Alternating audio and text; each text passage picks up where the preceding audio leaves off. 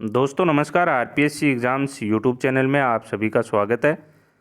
हमारी unit number 6 है वो कंप्लीट हो चुकी है। अगर आपको एक टॉपिक से शिकायत थी कि जो आंतरिक और बाहरी जो पृथ्वी के बारे में जानकारियाँ थी वो टॉपिक हमने नहीं पढ़ा, तो लेकिन मैं आपको बता दूं कि हमने वो टॉपिक पढ़ लिया है। आंतरिक सतह जैसे क्रोड, मेटल और जो आपकी भू प्रॉपर्टी, ये तीन जो परतें थी तो ये आंतरिक सतह के बारे में ही तो बताती हैं।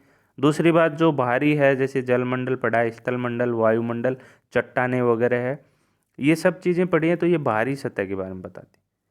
तो इन चीज़ों के बारे में हम पढ़ चुके हैं। अगर मैं वो टॉपिक अलग लिख देता तो आप कंफ्यूज नहीं होते, लेकिन वो पढ़ चुके हैं और जो सफिशिएंट है आपके लेवल का वो चीज़ें हम 6 की यूनिट में पढ़ चुके हैं। अगर कुछ बचा है आपको लगता है, जैसे 7 की यूनिट की बात कर लेते हैं और 8 की यूनिट की।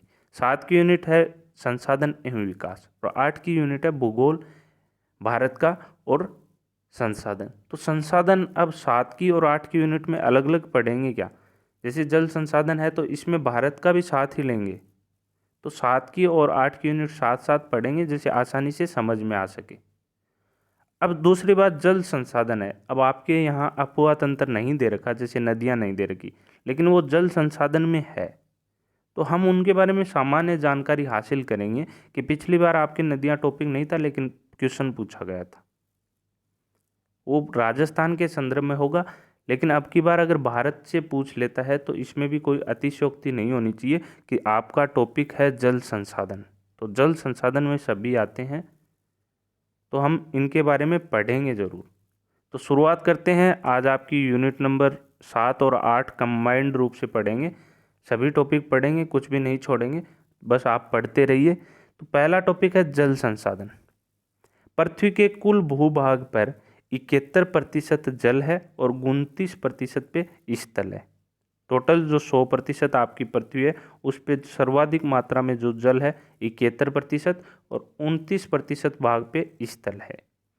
कुल जल का अर्थात 71% जो जल है उसको अगर 100% माने तो कुल जल का 97% है वो महासागरों में विद्यमान है, जो खारा पानी अर्थात उपयोग योग्य नहीं है। शेष 3% जल है वो शुद्ध है और उपयोग हेतु है। लेकिन इसमें से भी 3% में से भी हम कितना उपयोग लेते हैं ये देखना है हमें।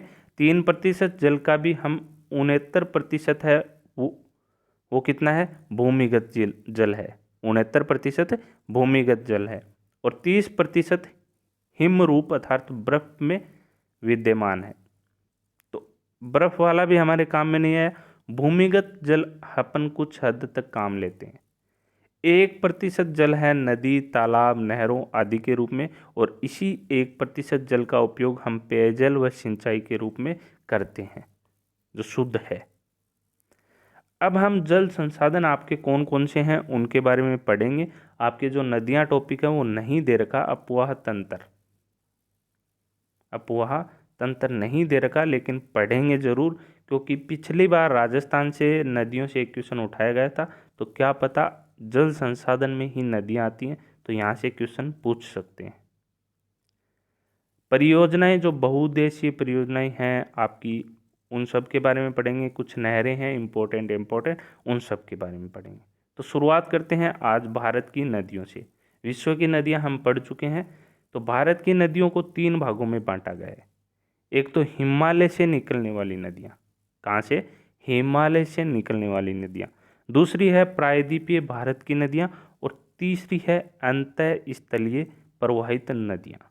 3 नदियां हैं भारत में, हिमालय से निकलने वाली, प्रायद्वीपीय भारत की नदियां और अंतः स्थलीय प्रवाहित नदियां। अब सर्वप्रथम हम पढ़ेंगे हिमालय से निकलने वाली नदियों के बारे में। इन्हें भी 3 भागों में बांटा गया है। ध्यान रखना, इम्पोर्टेंट सिर्फ हिमालय से निकलने वाली नदियां ज़्यादा इंपॉर्टेंट है। तो इन्हें 3 भागों में कौन कौन से? एक तो सिंधु नदी तंत्र अर्थात सिंधु नदी और उसकी सहायक नदी कौन कौन सी? एक गंगा नदी तंत्र और तीसरा है ब्रह्मपुत्र। तो ध्यान रखना, हिमालय से निकलने वाली नदियां हैं सिंधु नदी तंत्र, गंगा नदी तंत्र और ब्रह्मपुत्र नदी तंत्र।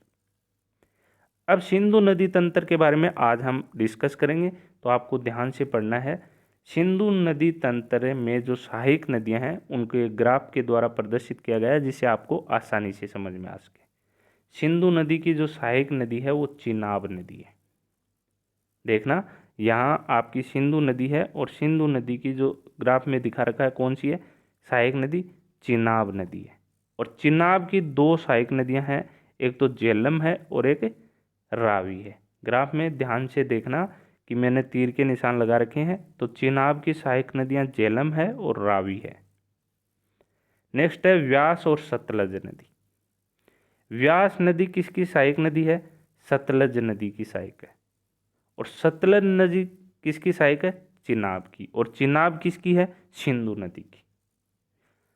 अब आपको पढ़ना है कि इनका उद्गम है वो कहाँ से होता है और इनमें क्या क्या विशेषता है वो खास है। तो यहाँ भी आप पढ़ सकते हो, ये नोट्स के रूप में आप बना लेना, जिससे आप छोटे से जो आधे से कम पृष्ठ में आपको पूरी नदियाँ याद रहेंगी। जो सर्वप्रथम सिंधु नदी है वो राक्षस झील जो तिब्बत का पठार है वहाँ है, उसके निकट बोखरचू हिमनद से निकलती है। कौन, सिंधु नदी।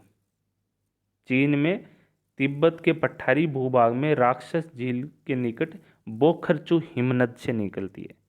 इस पर निम्मू बाजगो परियोजना स्थित है। किस पे, सिंधु नदी पे, जो पाकिस्तान व भारत के मध्य विवादित है।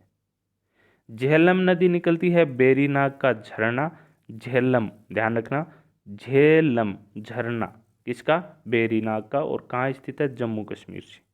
किसकी सहायक नदी है, चिनाब की सहायक नदी है।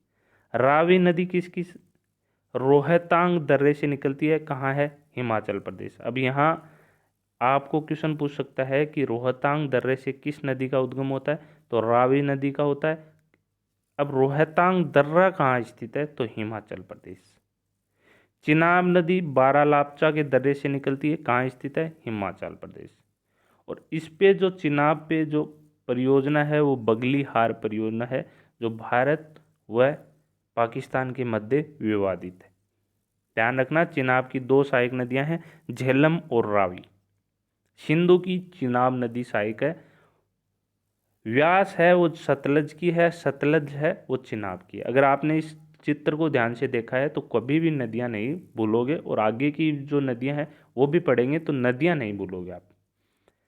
नेक्स्ट है कि व्यास रोहतांग दर्रे के निकट व्यास कुंड से ही उद्गम होता है। एक तो रावी नदी का उद्गम रोहतांग दर्रे से होता है, और एक व्यास नदी का रोहतांग दर्रे के निकट व्यास कुंड से ही होता है, कहाँ है, हिमाचल प्रदेश।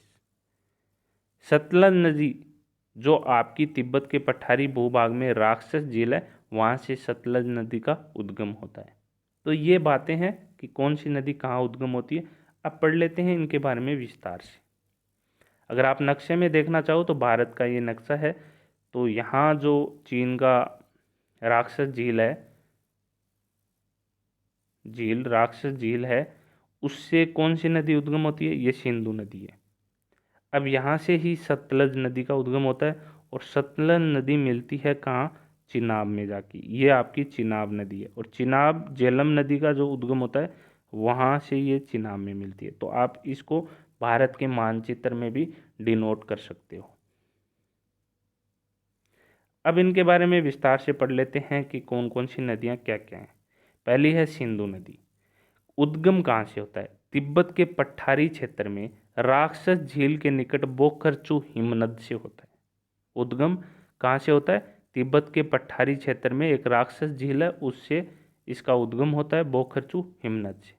कहाँ प्रवाहित होती है, उद्गम के बाद ये जाती है जम्मू कश्मीर, और जम्मू कश्मीर से पाकिस्तान, और अंततः डेल्टा बनाते हुए कराची के निकट अरब सागर में गिर जाती है। कौन, सिंधु नदी। तो आपको भारत के नक्शे में, भारत का नक्शा है ये, और यहाँ से उद्गम होती है और यहाँ से जाती हुई सीधी पाकिस्तान जाती है, और पाकिस्तान में कहाँ गिरती है, अरब सागर में, कराची के निकट। तो ये ध्यान रखना कि सिंधु नदी कहाँ से उद्गम होती है, राक्षस झील से तिब्बत के पठारी भाग के निकट, और जम्मू कश्मीर होते हुए पाकिस्तान में कराची के निकट अरब सागर में गिर जाती है। इसकी कुल लंबाई है वो 2880 किलोमीटर लगभग, और भारत में ये बहती है 1114 किलोमीटर। सिंधु नदी पर जम्मू कश्मीर में नींबू बाजगो परियोजना स्थित है और यह परियोजना है भारत व पाकिस्तान के मध्य विवादित है। सिंधु नदी पर जितनी भी परियोजनाएं बनी हैं, चाहे वो झेलम पे बनी हो, किसी पे भी, वो लगभग भारत और पाकिस्तान के मध्य विवादित हैं। तो ध्यान रखना है कि नींबू बाजगो परियोजना कहाँ स्थित है, जम्मू कश्मीर में, और किस नदी पे, सिंधु नदी पे। नेक्स्ट है चिनाब नदी, उद्गम कहाँ से होता है? तो आपने पहले भी पढ़ लिया है, बारालापचे के दर्रे से होता है। उद्गम होता है वो चिनाब के रूप में नहीं होता, जबकि चंदर व भागा दो नदियों के रूप में होता है। चंदर व भागा दो नदियों के रूप में होता है, फिर इनसे मिलने के बाद चिनाब नदी बनती है। हिमाचल प्रदेश से कहाँ जाती है? जम्मू कश्मीर, और जम्मू कश्मीर के बाद मिठानकोट पाकिस्तान में ये सिंधु नदी में मिल जाती है।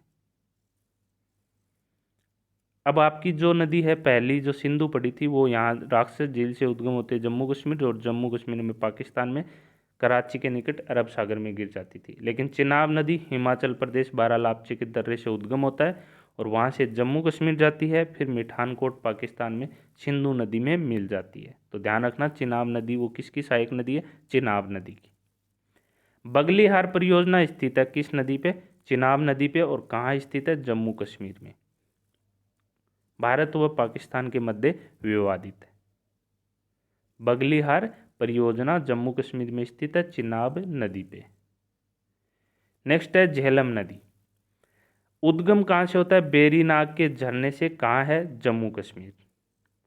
ध्यान रखना कि कहाँ है? जम्मू कश्मीर। तुलबुल परियोजना झेलम नदी पे स्थित है, जम्मू कश्मीर में। प्रमुख सहायक नदी किशन गंगा है, और इसी किशन गंगा नदी पे किशन गंगा परियोजना भी है, और दोनों ही परियोजना, तुलबुल परियोजना और किशन गंगा परियोजना, भारत व पाकिस्तान के मध्य विवादित है। इनके आप नोट्स बनाइएगा और फिर इत्मीनान से पढ़िएगा। देखना आराम से, इजी वे में मैंने जितना हो सके इजी बनाया है। मैंने भी इन्हीं से पढ़ा है और फिर भी मैंने इनको और ज़्यादा इजी बनाया है। नेक्स्ट है रावी नदी, उद्गम कहाँ से होता है? रोहतांग दर्रे से होता है, हिमाचल प्रदेश में। हिमाचल प्रदेश में बहती है, फिर पंजाब जाती है, और पंजाब से पाकिस्तान में चिनाब नदी में मिल जाती है। तो ध्यान रखना, झेलम और रावी नदी चिनाब नदी की सहायक नदियां हैं। और किस किस राज्य में बहती हैं? हिमाचल प्रदेश में, पंजाब में, और पाकिस्तान में चिनाब नदी में मिल जाती है। बांध रणदीप सागर बांध है पठानकोट पंजाब में, किस पे? रावी नदी पे। तो अगर आपने वो ग्राफ पढ़ लिया और उसके आगे कहाँ से उद्गम होता है, कौन सी परियोजना है, तो आप कभी नहीं भूलोगे। लास्ट, सतलज नदी, उद्गम कहाँ से होता है? तिब्बत के पठारी क्षेत्र से, राक्षस झील के निकट से होता है। दो नदियों का राक्षस झील से होता है, एक तो सिंधु नदी खुद है और एक सतलज नदी। और सतलज नदी किसकी सहायक है? चिनाब नदी की। हिमाचल प्रदेश से बह के पंजाब में जाती है और पंजाब से पाकिस्तान में जाते चिनाब नदी में मिल जाती है, अर्थात चिनाब नदी की सहायक नदी है कौन? सतलज। नेक्स्ट है, सतलज नदी पर हिमाचल प्रदेश राज्य में नाथप्पा झाकरी जो परियोजना है वो किस नदी पे है? सतलज नदी पे। किस राज्य में? हिमाचल प्रदेश में, नाथप्पा झाकरी परियोजना। और पंजाब राज्य में है भांकड़ा नागल बांध, किस नदी पे? सतलज नदी पे। सतलज नदी की प्रमुख सहायक नदी कौन सी है? एकमात्र व्यास नदी है। तो आजकल क्वेश्चन यहाँ से उठते हैं कि कौन सी नदी किसकी सहायक है। आपको ध्यान रखना कि नाथप्पा झाकरी परियोजना किस राज्य में है? हिमाचल प्रदेश में, सतलज नदी पर। भाखड़ा नागल परियोजना पंजाब राज्य में। भंगड़ा से ध्यान रखना कि भंगड़ा, तो भाखड़ा नागल परियोजना पंजाब राज्य में है, किस नदी पे? सतलज पे। लास्ट नदी है आपकी व्यास नदी, उद्गम कहाँ से होता है? हिमाचल प्रदेश राज्य में रोहतांग दर्रे से, रोहतांग दर्रे के निकट व्यास कुंड से। और हिमाचल प्रदेश और पंजाब दो राज्यों में बहती है और लास्ट में सतलज नदी में मिल जाती है, अर्थात व्यास नदी है वो सतलज नदी की सहायक नदी है। पोंग व पंडोह बांध का निर्माण किया गया है किस नदी पे? व्यास नदी पे। तो ध्यान रखना, यही आपकी नदियां हैं सिंधु नदी तंत्र में। तो आप शुरुआत से देख सकते हैं कि झेलम, ऊपरी ऊपर सिंधु बनाइएगा, फिर झेलम, चिनाब, रावी, फिर व्यास और सतलज। तो झेलम और रावी किसकी है? चिनाब की। और चिनाब किसकी है? सिंधु की।